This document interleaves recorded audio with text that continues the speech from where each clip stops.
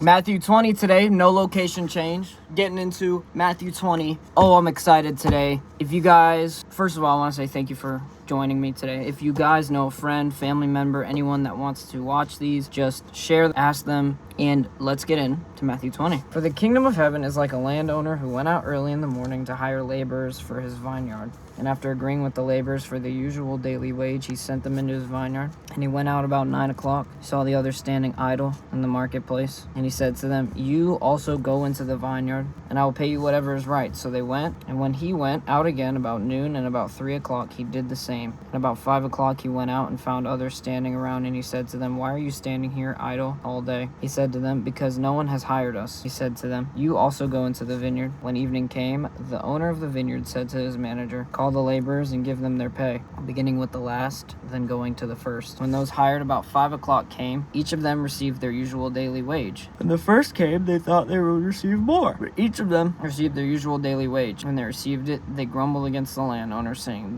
"These last worked only 1 hour, and you've made them equal to us, who have borne the burden of the day and the scorching heat." But he replied to one of them, "Friend, I am doing you no wrong. Did you not agree with me for the usual daily wage? Take what belongs to you and go. I choose to give to this last the same as I give to you. Am I not allowed to do what I choose with what belongs to me? Or are you envious because I am generous? So the last will be first and the first will be last." The wage he's talking about is grace. They're hired from the marketplace. They're saved from the world. They were sitting idle in their sin, and he hires them. He saves them. But there's a conflict. Conflict is between the people that came first and the people that came at the end. And they're upset because they wanted more. But Jesus tells them that we had a deal.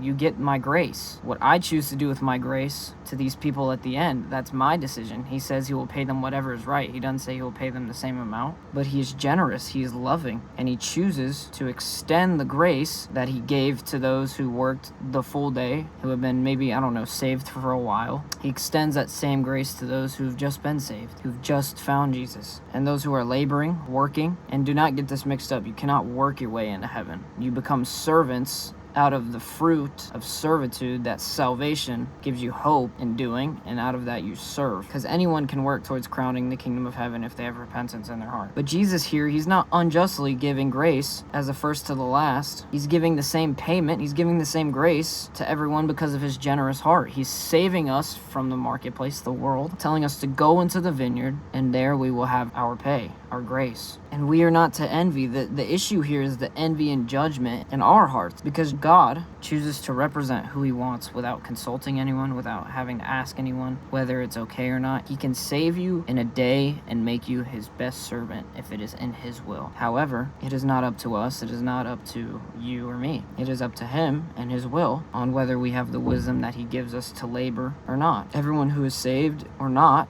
is equal. No one deserves more or is more worthy than the other. And that is not to be confused, obscured, or mistaken for. We are all equal in the loving image of Jesus Christ. So regardless of what you deserve, if you receive his grace, if you take his denarii, if you take his payment, which is his grace, regardless of whether you're first or last, in heaven you will reap the rewards. And that's what Jesus is saying here. He extends his grace regardless of how long you've been saved, how quick you've been saved. That grace is still extended to you regardless of that, because it's his loving nature. So yeah. While Jesus was going up to Jerusalem, he took the 12 disciples aside by themselves, and he said to them on the way, "See, we are going up to Jerusalem, and the Son of Man will be handed over to the chief priests and scribes, and they will condemn him to death, and they will hand him over to the Gentiles to be mocked and flogged and crucified. And on the third day he will be raised." Jesus is going to be humiliated by his own people. He's going to be flogged. He's going to be beaten with a cat of nine tails. A cat of nine tails is a strand of cords that has shattered glass, spikes, just anything that you can think of that can just prick and grab on your skin, and you hit someone with it and it just rips out the skin. He was hit with that. He was flogged with that. And then on top of that, he was crucified. Jesus' death was so brutal. I'm not going to get into it because of how graphic it was. But when we realize that the Son of Man foretells us he will be humiliated, and he still saves us from our sin in a brutal and horrible way, it helps us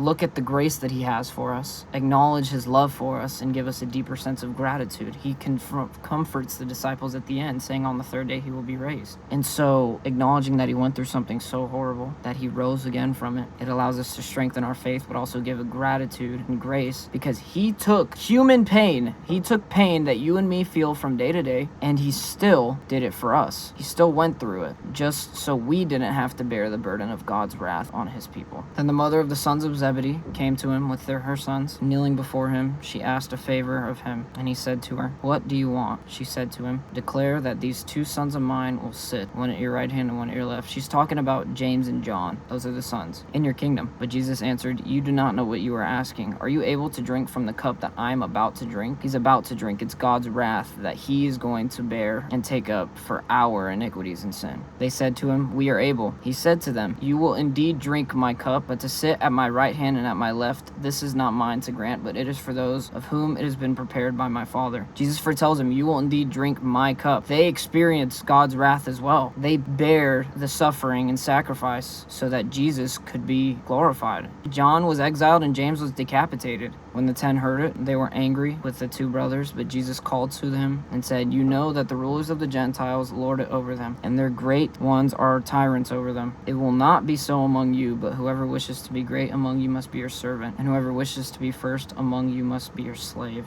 Just as the Son of Man came not to be served, but to serve, and to give his life as a ransom for many." We cannot forget as Christians the foundation of our belief, and that is the sacrifice Jesus Christ made and the resurrection he has. That's the foundation of our faith, to serve, to give his life, and we are to also take on the fruit of service. James and John had a selfish, self-seeking request, and they were prideful, but at the end they sacrificed and were selfless. They suffered for Jesus Christ till the end. And the highest glory in the kingdom of heaven are the ones that are going to suffer the most for Christ. What are you willing to do for Jesus Christ? Are you willing to suffer? Are you willing to be mocked, persecuted, spiritually, mentally, physically beaten? Are you willing to take up these sufferings because you know in your heart that you are following the truth, the way, the truth, and the life, and that there is hope for you in the life to come? Because as believers, we are not to take up the worldly view of what glory is. As James and John, they wanted to have seats by the throne. They wanted the glorious view of glory. And Jesus is saying, no, glory in God's eyes is not glory that's seen in eyes of man. To have glory, you must be a servant. You must be meek, serving, humble, gentle, kind, loving, sacrificing ourselves for the kingdom of heaven and for the greater good of the good news. That Jesus Christ came down to deliver us to salvation and then gave us a duty so we can spread the good news. How often do we find ourselves seeking places of prestige, money, greed, just false sins and idols, when the glory that Jesus Christ stretches his hands out for us is, it's not easy to take upon. True glory is being meek, serving, humble, gentle, kind, loving, and sacrifice. Those are true glorious fruits. And we are to take example of Jesus' sacrifice, of James and John suffering and sacrificing themselves after they asked a selfish and prideful request. They repented and also gave up their lives for the faith they had in Jesus Christ. What are you willing to give up for Jesus? As they were leaving Jericho, a large crowd followed him. There were 2 blind men sitting by the roadside, and when they heard that Jesus was passing by, they shouted, "Lord, have mercy on us, Son of David." The crowd sternly ordered them to be quiet, but they shouted even more loudly, "Have mercy on us, Lord, Son of David."